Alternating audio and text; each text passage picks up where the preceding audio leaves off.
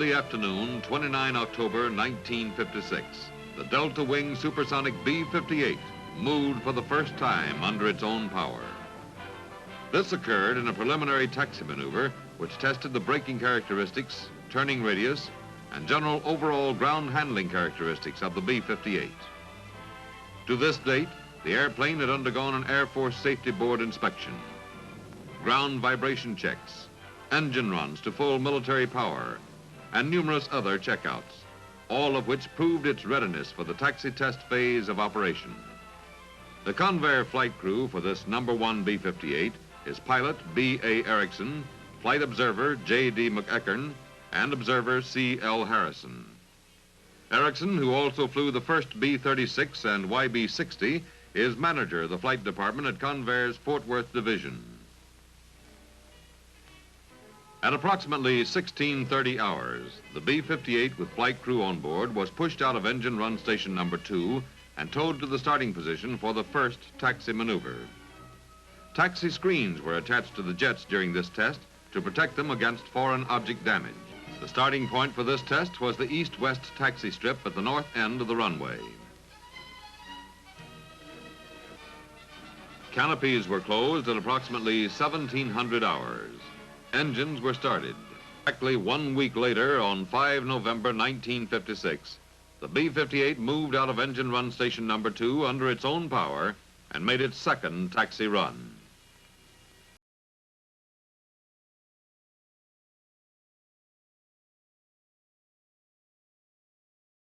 First high-speed taxi was made on Wednesday morning, 7 November 1956.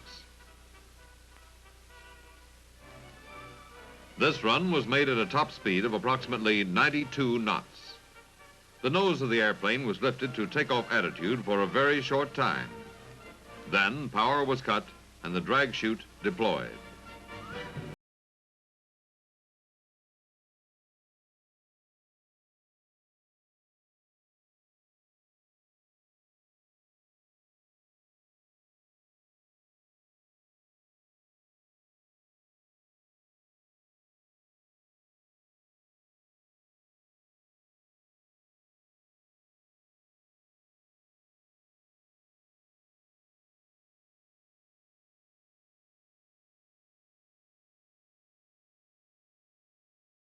On Sunday afternoon, 11 November 1956, while America celebrated Veterans Day, the B-58 taxied to the takeoff position for its first flight.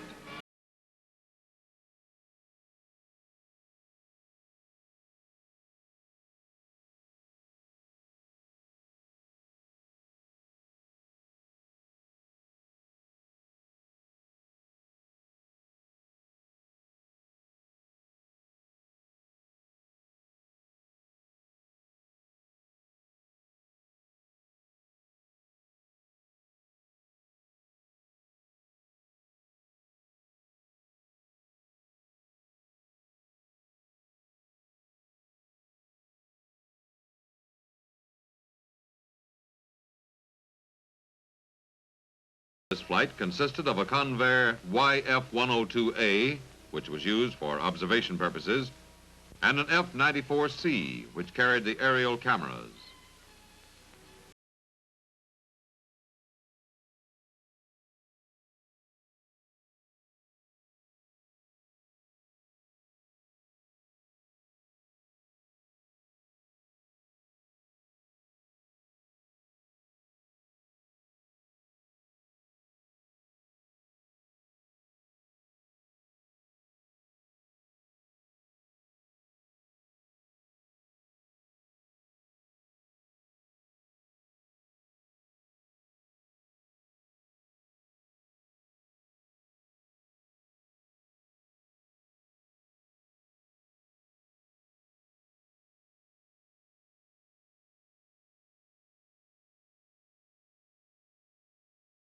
Holding just long enough for the chase airplanes to move into position, the B-58 released its brakes and began the takeoff roll. Afterburners were not used.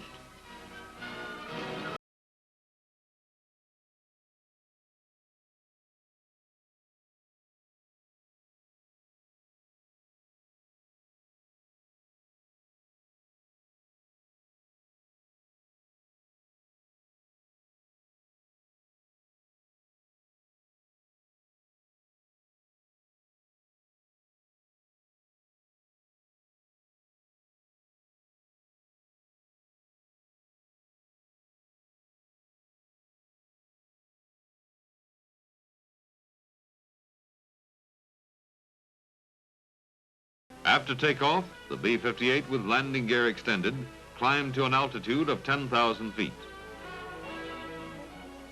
The high landing gear is necessary so that the long fuselage can develop the ground angle required for takeoff and landing.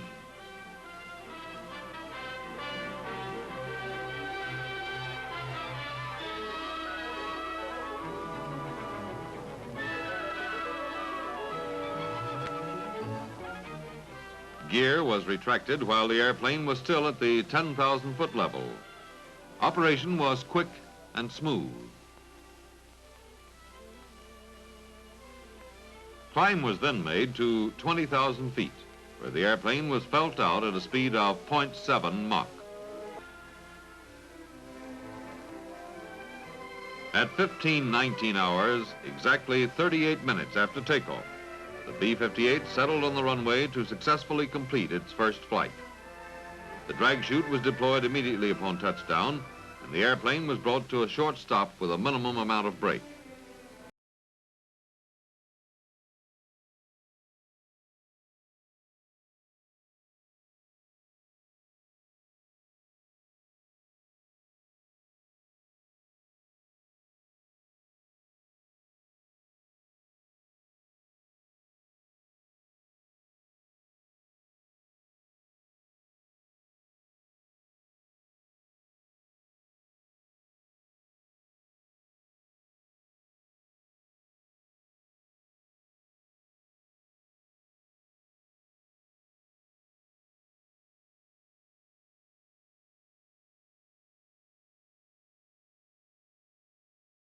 The B-58 supersonic bomber nosed into the engine run station at approximately 15:24 hours to conclude its first airborne excursion.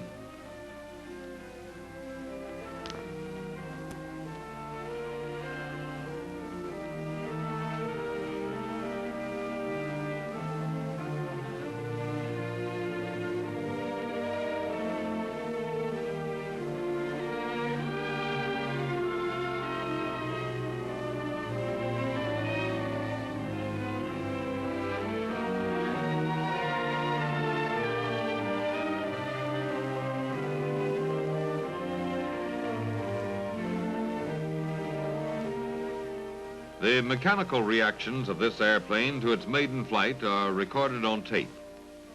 But the reaction of the human element to the B-58 will be found on the faces of the crew.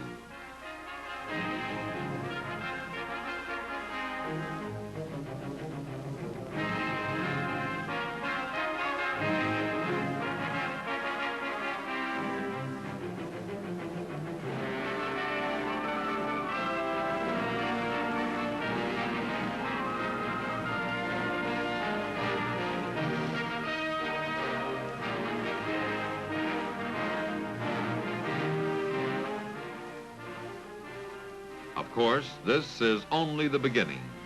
There will be many hours of grueling flight tests for the B-58 before it can be properly appraised as a weapon for the U.S. Air Force.